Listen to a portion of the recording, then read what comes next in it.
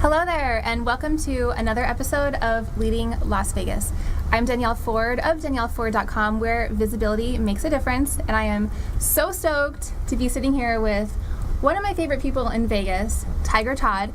He's the founder of Hero School. We kind of go back a few years. We've done pretty cool things in the community, have some mutual friends, and when I have something to offer a nonprofit, his is my go-to because I really care about his mission and what he's doing for homeless people here in Las Vegas. Thank you so much for coming on the show. Oh, I'm delighted to be here. Thank you. Can you explain to the audience a little bit about Hero School and what makes it different than some other nonprofits, especially here in the Valley, that kind of are just help feed the homeless and things like that? Sure. Well, Hero School started off as a movement, if you will. So, Hero Movement, just trying to get the people in the community to be more heroic. Yeah. Do stuff for other people. And we took it to a group of homeless people in 1995. Wow. And talked the first 1,850 people out of being homeless.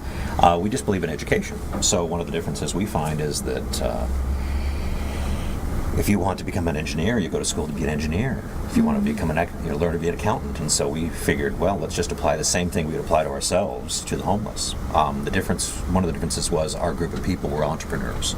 So we also knew things like we knew how to manage risk. We knew to put our own out there first, right, to be personally responsible for everything. So we applied those techniques into creating a class. We called it Hero School, and then it later became the charity, Hero School Initiatives. I remember you telling me, we sat down one time, we were having coffee, and you were explaining to me what I kind of want you to tell the audience in a second. Is it 4 different components that keep somebody homeless? Yes, indeed. Well, it was really eye-opening because I could relate to it myself, and I could still see these things, like, even in my children. Kind of things are like keeping people from becoming better or learning more. And I remember you said that you applied it one time years and years ago with like outside. There was like a big line outside, and you started teaching it, and you realized then that this worked, and you've just been like duplicating the same Ever process, since, right? Yeah, and that's why I discovered it. So, it's Stephen Covey who said, "We don't see the world as it is; we see it as we are." Yeah. And many times people have answers, solutions to things, but they don't always go back to find out what was their own frame of reference for being able to see that solution.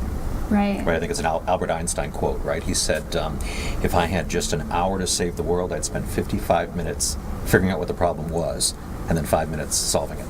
Right. So I was walking this line. I was the retired business owner writing the big check to the charity that said they were helping the homeless. I didn't know anything about homelessness or homeless people at the time, so I followed my money out to a park, Ethel Pearson Park in North Las Vegas, where 1,850 homeless people were lined up to get the food I was paying for. Now, having lived alone at age 11, dumpster diving in Henderson, I was wondering why, in my world of earning everything I got, we were feeding them first. Now this sounds odd because it's what you do. They're hungry. Well, it's not what they did for me when I was a kid. We had to earn everything, and so I built the sound system. But as walking this line, I built a sound system so that we could reach them all and get this message out there. But as I'm walking the line, I discovered that they each had the same 4 kind of, I call them now habits, but these were 4 responses that were the opposite of what made me me. Interesting. What made me the guy that could come out there with the food, the one who was able to retire, the one who was able to manage a business and not go out of business. And so we called those the 4 habits of homelessness. Then for the next 3.5 years, we did this class in the park, 1,850, then it was down to 900, and eventually the last 13 people in the park, and we had gotten 9,200 plus homeless people off the streets. Just teaching them the opposite of these habits, these traps they'd fallen into. Now you want to know what they were? I remember one of them very well, and I'll tell you that I still apply it, and I think about it all the time when I'm like in a rut. I really I'll stop and be like, what is stopping me, or why am I not getting better? And it was the lateral learning, because I tend to do that. I'll kind of have my own group where we're kind of at the same level, and nothing wrong with that, to have those people in your life, but then you don't have someone who's way more successful than you telling you Right. what to do. And so that one definitely sticks out Sure. to me. Yeah, that's habit 3. And, Okay. Harry Potter needs Hermione and he needs Ron. But he really needs to be learning from Dumbledore. McGonagall, right? Yes. I love this reference. Even Snape, right? Because even the villain can teach you He wasn't the occlumency. villain, though. You saw the last Well, movie. okay, so even the masked villain, right? Yeah, the one yeah, who's yeah. playing the role of, right? Okay, so so the habits are this, and the best way to understand them is to see them as what I call my 4 laws of entrepreneurship. Okay. So as entrepreneurs, what do? We add value first. Right. Right, it's Starbucks. It's we go into debt for our lease. We buy all the machines. We have all the resources before anyone gives us money for a latte. Right. What do? I was walking that line, and they would ask for my Gimme, stuff gimme, first. gimme. They beg. And so, so I said, okay, we've got to get them past that. So, of course, that's where you have to create the curriculum or create this intervention to get them to flip from begging to adding value. Well, the second one, what do? We take responsibility, even for stuff we didn't do. My favorite movie on that one is True Lies. Because Okay. in that Jamie Lee Schwarzenegger, Curtis. Jamie Lee Yeah. Curtis film, there's this Omega Sector, this organization we know nothing about, but there it is at the built into the stone floor. It's a sign that says the last line of defense. And every entrepreneur is the last line of defense. It doesn't matter whose fault it was. Right. You take the blame even for stuff you didn't do. Right. It's also an Old Testament, Numbers chapter 14. Moses takes the blame. Jesus took the blame for stuff he didn't do. And so these are old themes, mythological and movie themes.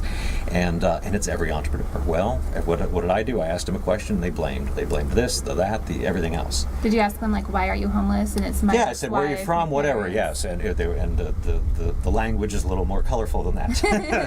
And so, and again, they need a way out of it. But I'll get through these habits, and maybe we'll talk a strategy. The third one that they do is horizontal learning. As I walked the line, and they said this, that, and the other, this is what's going on with me. I said, well, just do this, go do that, go here. And like I would do my staff or my friends or anybody that came to me for help, or like Daniel would come to Mr. Miyagi. What do I do? And I would tell him what to do. Well, in the first, it was wax the car. How to okay, wax yeah. comes after the instruction. The problem is we hear the True. instruction with our underdeveloped brain, and we think that's just child labor. You're mean. Right. And it's the and result. it's that no, I have a purpose for why I'm telling you. And if you understood my purpose, you wouldn't be in this condition, would you, Daniel? Homeless. So we learn vertically, right? So the way we move up is we learn from someone who's mastered engineering in order to become an engineer. We learn from the Dumbledores, the Miyagis, those who know more than we can possibly know. And then when Mr. Miyagi, which is habit law 3, right, learn vertically, they learn horizontally. And as I walked that line and I told them these things, I'd noticed groups of 8 and 10 of them would get back together and talk about me. This guy's crazy. Well, yeah, but isn't that what happens in the rest of the world with You take it back people to at an your employee level? tribe. Those 4 habits are everywhere. I mean, they're pervasive. We found them in 1998 in public school. Kids had already learned them by 7th grade. We did an intervention at some schools in Henderson about 4 years ago. They'd already learned them by 2nd grade. That's why I said even my kids, it's like, whose fault is this? Well, if you hadn't put the paper on the table, then Yeah, so I'm aware of it and trying to teach them. well, and so look at their parents. Their parents are out at a sports bar at night, bad-mouthing the boss. So the only Right. opportunity they have to learn and become indispensable is vertical Yeah. learning. And instead, what do? They befriend and only talk to and then about the one Right. they should be listening to. And you Absolutely. can't badmouth Morpheus and make it in the Matrix. I love the references. So Mr. Miyagi then tells Daniel, wax the car. Well, then you're just supposed to do it to prove it, to see if it works. And of course, then he's going to say how to wax. But the way in which you wax is important. What happened there, I'd go to tell them this is what you do, and they'd want to talk back or tell a story. I initially defined habit 4, I called it being unteachable. And if you break down that category, it's talking back, making an excuse, telling a story. It's what a typical teen might do when they, when we're 12, 13, we think we know it all.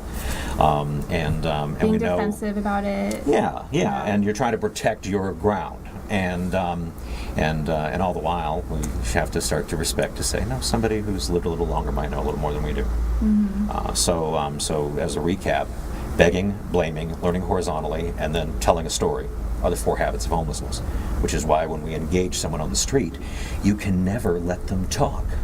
Right. Or it recycles their homelessness. They might go through another year of homelessness because you listened to their story. Right. And see, we're If all you, like, about validate them. well, we're all about story, right? In the business world, all my business clients, we're all about story. But the problem is, you don't tell a story when you're still in the valley of the shadow of death.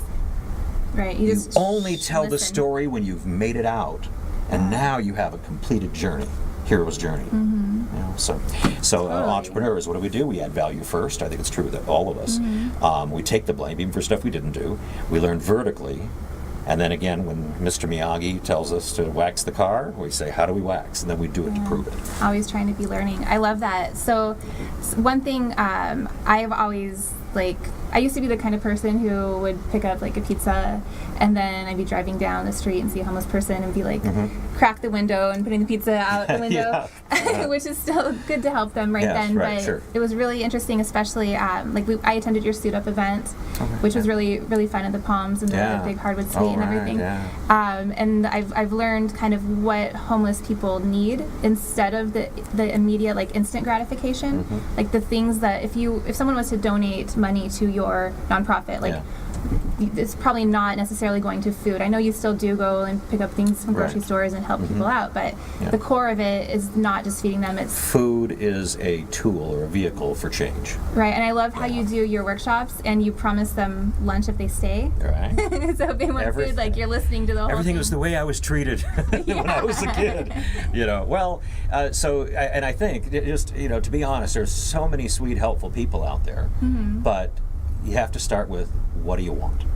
What do you want? There's a line out of Joe Somebody, that movie. But what do you want? And I walked in that park wanting the homeless to be free from homelessness. Yeah. A lot of other people might embrace it thinking, well, I want them to feel good. I want them not to hate me. Right? That's how we address our kids, right? I want to have a feel-good experience for me. And that's it's important, but my goal is to free them from homelessness. I don't care if they hate me. Right? And in movies, there are 3 parts to every movie. You have to have a relatable character, not necessarily likable. They got to be relatable. Right. Then they have to endure conflict and obstacles in order to accomplish the impossible. So that every single movie is based on this formula, and so I just reverse engineered the math of movies in the '90s, turned it into a little 2-hour, like a movie intervention or treatment. It only works in a group, like on an audience. One-on-one, it's a lot harder. Just like talking to your team, they'll go back to their group and talk back about you, right? So to get them back in the group is where change can occur, like in the movies.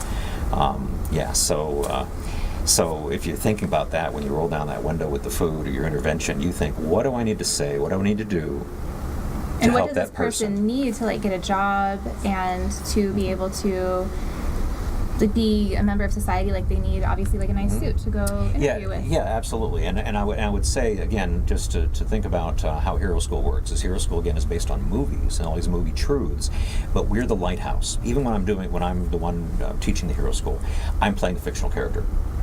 If I was a real person, then it's just like any real hero. If I had posters up, and I remember doing this, we helped 17,000 men get through Catholic Charities over the time, doing all these hero schools, 8 years, and I had all my fictional movie characters that embody principles and characteristics, right? And someone says, well, why don't you have real ones up there? And I think someone brought up the name Tiger Woods. My name's Tiger, of course, but so he brought up Tiger Woods, and it was a month before the whole scandal. And so this is our problem with real characters, and the reason why you don't, because our human nature is, I'm looking for what you did wrong as an excuse not to have to do what you said. That's a really good point. Yeah. People will always pick out the one thing that you said wrong or did wrong or didn't put effort into. Right. But no one's Googling Happy Gilmore to say, oh, I can't believe you did that, Happy. Yeah, because it's okay for that person to do it. Yeah, that's really interesting. So before we go, a couple of things I wanted to make sure you guys know that I think is really, really interesting is if you guys go check out, first of all, the website, which I'll let Tiger tell you about in a second.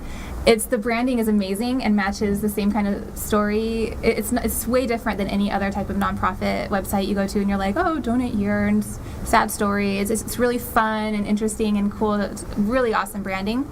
But I really love how you give people things like bus passes and storage units, because where are they going to put their stuff when they go for a job interview? And I really feel like when I either help raise money for your organization or donate, like, it's really making a difference instead of just kind of like pacifying people. Yeah, everything is strategic. Yeah. Is there anything else you'd like to add before we go? Well, yes. So let's apply it to the real world. So all we did is we found out that there are these little mathematical models that make a movie work, and then they show us truths about human nature. And while every character in film knows what they want, none of them know what they need. Okay. And it's the same in the real world. So we get them to choose what they want, a desire, and then start taking steps toward that.